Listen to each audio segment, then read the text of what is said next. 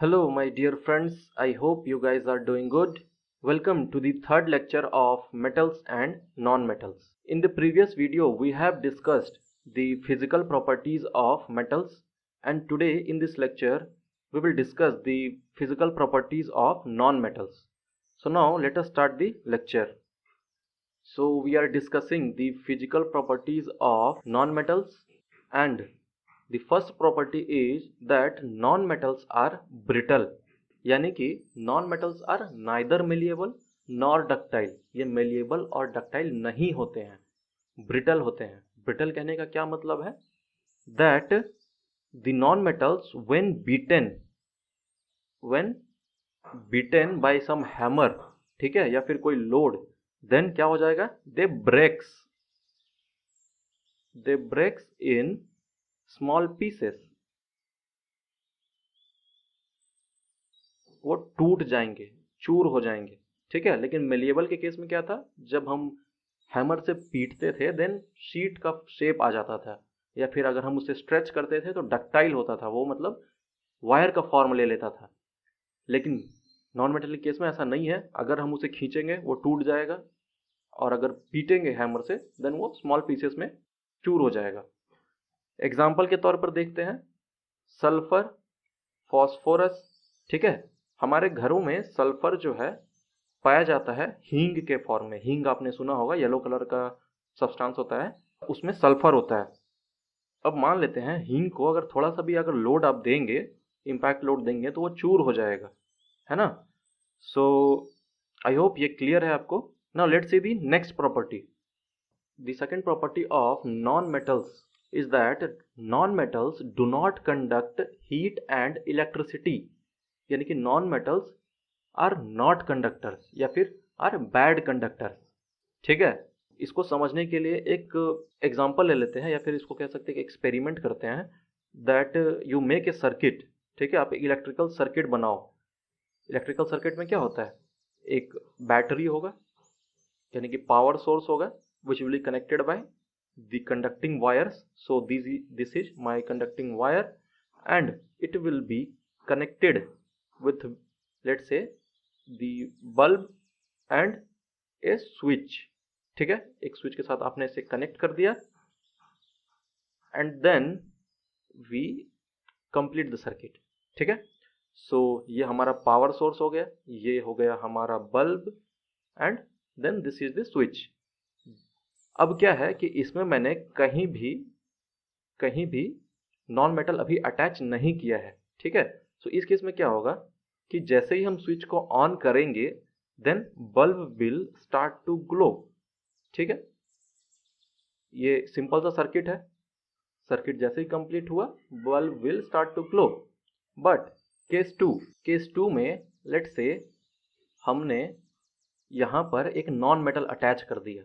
Let's say conducting wire के साथ एक नॉन मेटल को अटैच कर रहे हैं. Let's say this is our non metal, ठीक है. ये कुछ भी स्ट्रिप होगा नॉन मेटल का, इसको अटैच कर दिया एंड फिर सर्किट से इसे जोड़ दिया, ठीक है. This is the non metal, है ना. जैसे ही स्विच को हमने ऑन किया देन क्या होगा? पहले वाले केस में तो बल्ब ग्लो कर रहा था, लेकिन जैसे ही नॉन मेटल को अटैच करेंगे the bulb will not glow. ये ग्लो नहीं करेगा, बल्ब जलेगा ही नहीं. इसका मतलब क्या है? सर्किट कंप्लीट नहीं हुआ है. सर्किट कंप्लीट नहीं हुआ का क्या मतलब है? दैट कि यहाँ पर से इस पोर्शन से करंट पास नहीं कर रहा है, and this shows that non metals are bad conductors और नॉन कंडक्टिंग, ठीक है. अब ये जो कुछ नॉन मेटल्स ऐसे भी हैं जो इस ट्रेंड को फॉलो नहीं करते हैं, यानी कि एक्सेप्शंस हैं. तो एक एक्सेप्शन क्या है? That carbon in the form of graphite. Carbon का एक एलोट्रॉपिक फॉर्म होता है ग्रेफाइट, विच इज कंडक्टिंग. ये इलेक्ट्रिकली कंडक्टिंग होता है, ठीक है. ये बात आपको ध्यान रखना है, एग्जाम में ये पूछा जाएगा, है ना. और ग्रेफाइट कहाँ पाया जाता है? जो अपना पेंसिल का जो नोक होता है ना, पेंसिल्स में पाया जाता है, ठीक है. सो आई होप ये क्लियर है आपको. Now let's see the next property. The third property of non metal is that non metals are non lustrous. Metals के केस में हमने क्या पढ़ा था? That metals are lustrous. It means they have shiny surface. But in case of non-metals, they have dull surface. ठीक है, dull surface. कुछ exceptions हैं, जैसे कि iodine. Iodine it's a non metal but इसका सरफेस जो है शाइन करता है, चमकता है. ठीक है. So I hope it is clear. बहुत ही आसान था समझने के लिए. Let's see the next property. The fourth property of non-metals is that non-metals are generally soft. ठीक है, सॉफ्ट होते हैं.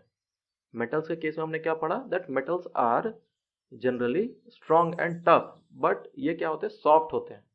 मेटल्स के केस में हमने क्या पढ़ा, दैट मेटल्स आर हार्ड, उनका सरफेस हार्ड होता है, लेकिन नॉन मेटल्स क्या होते हैं, सॉफ्ट होते हैं. ठीक है. सॉफ्ट कहने का क्या मतलब है कि ये स्क्रैच रेसिस्टेंट नहीं होते हैं. ये स्क्रैच रेसिस्टेंट नहीं होते हैं, है ना. यानी इस पे स्क्रैच जल्दी लग जाएगा. एग्जाम्पल के तौर पे देख लो, जैसे कि सल्फर, फॉस्फोरस. ठीक है. अब एक्सेप्शन है एक, जो कि इस ट्रेंड को फॉलो नहीं कर रहा, इस प्रॉपर्टी को फॉलो नहीं कर रहा. Carbon in the form of diamond. Carbon का एक इलेक्ट्रॉनिक फॉर्म होता है डायमंड, जो कि काफ़ी हार्ड होता है. ठीक है. इनफैक्ट मतलब ये क्या है, ये हार्डेस्ट एलिमेंट है. यानी कि ये मेटल्स के केस से भी ज़्यादा हार्ड होता है. समझ रहे हो. और इसके पास एक अचीवमेंट भी है, that this is the hardest known natural substance.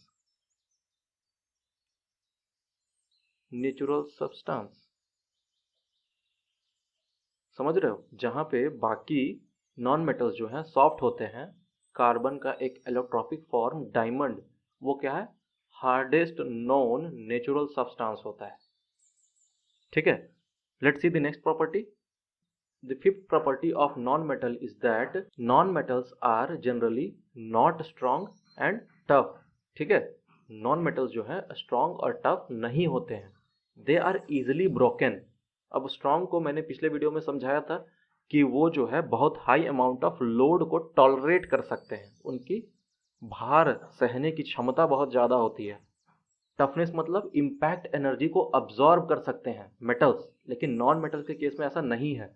उन पर जैसे ही लोड डालोगे वो टूट जाएंगे. They are easily broken. ठीक है. Let's see the next property. The sixth property of non metal is that non metals may be solid, liquid and gas at room temperature. यानी कि नॉन मेटल्स जो हैं रूम टेम्परेचर पे solid, liquid and gaseous तीनों state में हो सकते हैं. मेटल के केस में हमने क्या पढ़ा था, that except mercury all the metals are solid. But non metal के केस में कहानी थोड़ी अलग है. ठीक है, उसे समझ लेते हैं. जैसे कि total number of non metals है 22, जिसमें से सॉलिड नॉन मेटल्स हैं 10, लिक्विड नॉन मेटल है 1 एंड गैसियस नॉन मेटल है 11. सो टोटल हो गया 22. कुछ सॉलिड नॉन मेटल्स के एग्जाम्पल देखते हैं, जैसे कि sulphur, phosphorus, carbon. Liquid non metal bromine, very important, exam में ये पूछा जाता है, ऑलमोस्ट हर एक साल पूछा जाता है. गैस के example oxygen, nitrogen, chlorine, argon, इसी तरह और भी बहुत सारे हैं, टोटल 11 हैं ऐसे. हाइड्रोजन. अब यहाँ पर ये डाउट मत रखना दैट कि ये मैंने सिर्फ O क्यों लिखा, जबकि ऑक्सीजन तो O2 होता है. मैं यहाँ पर एलिमेंट का सिंबल यूज कर रहा हूँ, ये मैं क्लियरली बता रहा हूँ, बाद में डाउट मत रखना. Now let's see the next property. Now the seventh physical properties of non metal is that non metals have generally low melting and boiling point. यानी कि इनका मेल्टिंग एंड बॉइलिंग पॉइंट क्या होता है, लो होता है. मेल्टिंग पॉइंट क्या है, that at a constant atmospheric pressure the temperature at which any solid substance gets converted into its liquid state. ये उसका हो गया melting temperature. boiling point क्या होगा, that at constant atmospheric pressure जो कोई भी liquid substance है वो vapor फॉर्म में कन्वर्ट हो जाए, गैसियस फॉर्म में कन्वर्ट हो जाए किसी टेम्परेचर पे, वो टेम्परेचर कहलाएगा बॉइलिंग पॉइंट. तो नॉन मेटल्स का क्या होता है, मेल्टिंग एंड बॉइलिंग पॉइंट कम होता है, जो बॉइलिंग टेम्परेचर है वो कम होता है। एग्जाम्पल देखते हैं, जैसे कि सल्फर, इसका मेल्टिंग पॉइंट कितना है, 115 डिग्री सेल्सियस। मेटल्स का तो कहीं ज़्यादा था, पिछले वीडियो में हमने देखा था, ठीक है। लेकिन एक एक्सेप्शन भी है जो इस ट्रेंड को फॉलो नहीं कर रहा है। एक्सेप्शन क्या है, दैट कार्बन का एक एलोट्रॉपिक फॉर्म है डायमंड, ठीक है। ये क्या है, इसका मेल्टिंग पॉइंट क्या है, 3500 डिग्री सेल्सियस, मेटल्स से भी कहीं ज़्यादा है, ठीक है। इसका हाईएस्ट मेल्टिंग पॉइंट है, ठीक है, in all the elements, highest melting point in elements, मतलब जितने भी एलिमेंट्स हैं उनमें हाईएस्ट इसी का मेल्टिंग पॉइंट है। अब एक क्वेश्चन है दैट हाईएस्ट मेल्टिंग पॉइंट वाला मेटल कौन सा है, हाईएस्ट मेल्टिंग पॉइंट मेटल, ठीक है। ऐसा कौन सा मेटल है जिसका मेल्टिंग पॉइंट हाईएस्ट है, इट इज टंगस्टन। टंगस्टन का आईयूपीएसी नेम क्या है, वुल्फ्रैम, ठीक है। इसका मेल्टिंग टेम्परेचर कितना होता है, 3425 डिग्री सेल्सियस, यानी कि ये डायमंड से 75 डिग्री सेल्सियस कम है। डायमंड का मेल्टिंग पॉइंट जो है एलिमेंट्स में सबसे ज़्यादा होता है, ठीक है। लेकिन नॉर्मल नॉन मेटल्स के केस में क्या ट्रेंड चलता है, that non metals have low melting and boiling point, ठीक है। सो आई होप ये क्लियर है आपको। Now let's see the next property, the eighth property of non metal is that non metals have low density, इनकी density कम होती है। Density क्या होता है, density equal to mass by volume. अब इसका सिग्निफिकेंस क्या है फिजिकली, दैट किसी पर्टिकुलर वॉल्यूम में किसी भी सब्सटेंस का कितना मैटर मौजूद है क्वांटिटिवली। मास क्या है, इट्स ए क्वांटिटेटिव टर्म। सो क्वांटिटिवली एक पर्टिकुलर वॉल्यूम में कितना अमाउंट ऑफ सब्सटेंस मौजूद है। Now so non metals have low density, इनका डेंसिटी कम होता है। एग्जांपल के तौर पे देखते हैं sulphur, it's a solid but इसका डेंसिटी क्या है, 2 ग्राम पर cubic centimetre. For reference water का डेंसिटी कितना होता है, इट्स 1 ग्राम पर क्यूबिक सेंटीमीटर। सो इससे बस 2 टाइम्स ही ज़्यादा है। मेटल्स का क्या था, कहीं ज़्यादा था, मेटल्स का बहुत ज़्यादा था, ठीक है, 5-6 times, 10 times. Let's see the next property, the ninth property of non metals is that non metals are non sonorous, यानी कि इनमें सोनोरिटी जो प्रॉपर्टी थी मेटल्स की, सोनोरिटी नहीं पाई जाती है, ठीक है। They do not show the sonority property, non sonorous, यानी कि इनमें इसको स्ट्राइक करेंगे तो कोई मेटेलिक साउंड नहीं आएगा, ठीक है। So with this we have completed all the physical properties of non metals as well, है ना। अब इसके बाद जो है एक क्वेश्चन जो है एग्जाम में फ्रिक्वेंटली पूछा जाता है, that what is the difference between metal and non metal. ये एग्जाम में हर एक साल पूछा ही जाता है, ठीक है। सो अब ये जो है मैंने फर्स्ट लेक्चर में भी थोड़ा बहुत डिस्कस किया है, लेकिन जिस तरह से मैंने आपको पढ़ाया है इसे मैं आपको एक होमवर्क दे रहा हूँ, ठीक है। ये आप अपने से लिख लेना भाई, after watching the video carefully. आप अपने से बना करके लिख लोगे तो आपको ये सारी प्रॉपर्टीज याद भी हो जाएंगी, ये आपके लिए अच्छा होगा। सो आपका ये होमवर्क है that you right the difference between metal and non metal. इसके अलावा कुछ और क्वेश्चंस एज ए होमवर्क लिख लीजिए। So students, these are some of the questions जो कि आपके लिए होमवर्क है, और अगर आपने लेक्चर्स को ढंग से देखा है देन आप इन क्वेश्चंस को इजीली आंसर कर लोगे। 10 मिनट का काम है टोटल, ठीक है। The first question is obviously the difference between metal and non metal. ये मैंने पहले भी डिस्कस किया है पहले लेक्चर में, एंड ये जो 2 लेक्चर्स और आपने देखे हैं इसमें ये इजीली बन सकता है।